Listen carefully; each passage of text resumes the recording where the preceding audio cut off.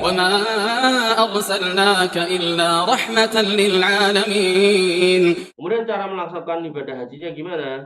Di sini disebutkan bahwasannya jika Anda melakukan haji ifrad atau kiron, ya, ifrad itu berarti haji dulu, kiron itu berarti haji sama umroh barengan, maka hendaklah Anda berihram dari mikot yang Anda lalui. Jika Anda tinggal di dalam daerah mikot, maka berihramlah menurut niat Anda dari tempat tersebut. Jika Anda melakukan haji tamattu, maka berihramlah dari tempat tinggal Anda pada hari tarwiyah, yaitu tanggal 8. Mandilah dan pakailah wangi-wangian di tubuh Anda lebih dulu sekiranya hal ini memungkinkan. Kemudian kenakanlah pakaian ihram, lalu berniatlah dengan membaca labaika hajjan. Kalau tadi labaika umrotan. Labaik Allahumma labaik, labaik la syarika laka labaik, innal hamda wa ni'mata laka wal mulku la syarika lak. Jadi bedanya di depan ini.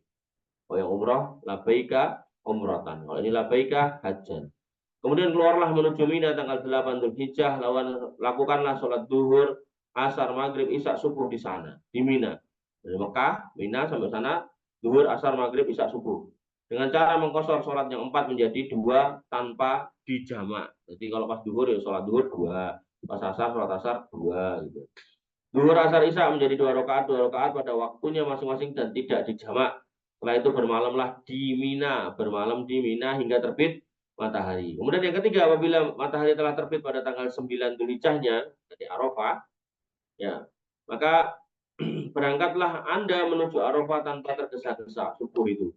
Dan hindarilah mengganggu sesama jamaah haji. Ora usah balapan, ora usah senggol-senggolan. Di Arafah lakukan telah sholat duhur dan asar dengan jamak takdim dan kosor. Jadi jamaknya di depan, ya, duhur, waktu duhur itu dua-dua sama asar, kemudian dikosor. Kemudian tentang hukum ini, Anda harus yakin bahwa Anda benar-benar berada di dalam batas Arafah. Jadi kalau Arafah itu ada pagernya, masuklah di dalam pagar, bukan di luar pagar.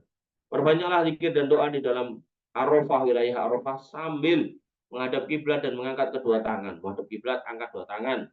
Mencontoh apa yang dilakukan Rasul Shallallahu Alaihi Wasallam, dan padang Arafah seluruhnya merupakan tempat wukuf dan hendaklah Anda tetap berada di sana hingga matahari terbit. Jadi sampai masuk maghrib kita di situ. Kemudian yang keempat, apabila matahari telah terbenam, maka berangkatlah menuju Musdalifah dengan tenang sambil membaca talbiyah labaik Allahumma labaik labaik la syarika lak labaik innal hamda wa ni'mata lak wal mulk la syarika lak. Hindarilah mengganggu sama muslim. Sesampainya di Musdalifah, lakukanlah sholat maghrib dan isya dengan jamak dan qashar. Hendaklah Anda bermalam di sana di Musdalifah hingga Anda melakukan sholat subuh sampai subuh.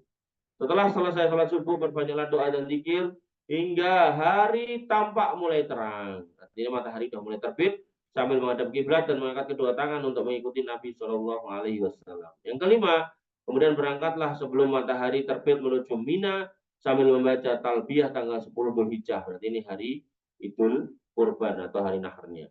Bagi yang udur seperti wanita dan orang-orang yang lemah boleh berangkat menuju Mina pada malamnya, juga setelah lewat pertengahan malam. Punutlah batu-batu kecil di Musdalifah sebanyak 7 biji saja untuk melempar jumroh akobah. Adapun yang lain cukup dengan pungut dari Mina. Bahkan 7 batu yang akan digunakan untuk melempar jumroh akobah pada hari raya tidak mengapa Anda pungut di Mina. Nah, kemudian yang keenam, apabila Anda telah sampai di Mina, maka lakukanlah hal-hal sebagaimana berikut ini. Yang pertama, melontar jumroh akobah dengan 7 batu kecil, yaitu jumroh yang terdekat di dekat Mekah, berturut-turut sambil bertakbir pada setiap kali lontar. Allahu Akbar, Allahu Akbar.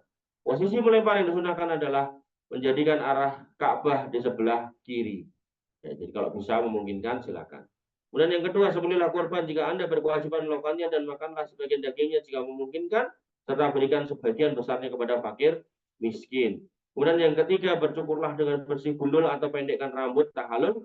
Akan tetapi gundul lebih utama, sedang bagi wanita cukup menggunting ujung rambutnya kurang lebih seujung jari. Jadi enggak kemudian dipotong kabeh, ujungnya aja cari segini, potong jari. Nah, lebih utama jika ketiga perkara ini dilakukan secara tertib, namun tidak mengapa jika Anda melakukan yang satu atas yang lainnya. Kemudian apabila Anda telah selesai melempar dan mencukur, berarti Anda telah melaksanakan tahallul awal, dan selanjutnya Anda boleh mengenakan pakaian biasa dan melakukan hal-hal yang tadinya dilarang ketika menggunakan pakaian ihram, kecuali berhubungan dengan istrinya. Jadi kalau mau pakai parfum dan seterusnya silakan, tapi kalau kemudian terkait dengan hubungan suami istri maka ini dilarang.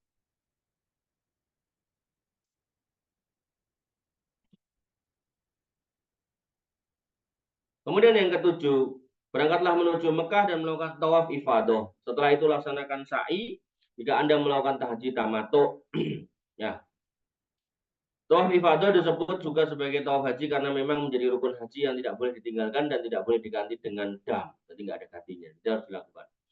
Setelah itu lakukan sa'i jika Anda melakukan haji tamattu, sedangkan bagi haji ifrad atau kiron, jika dia tidak melaksanakan sa'i setelah tawaf kudum yang lalu, maka dia tidak perlu sa'i lagi. Karena sa'i tersebut sudah dianggap sa'i haji. Sedangkan jika belum melakukannya, maka sa'i tersebut harus dilakukan setelah tawaf ifadah.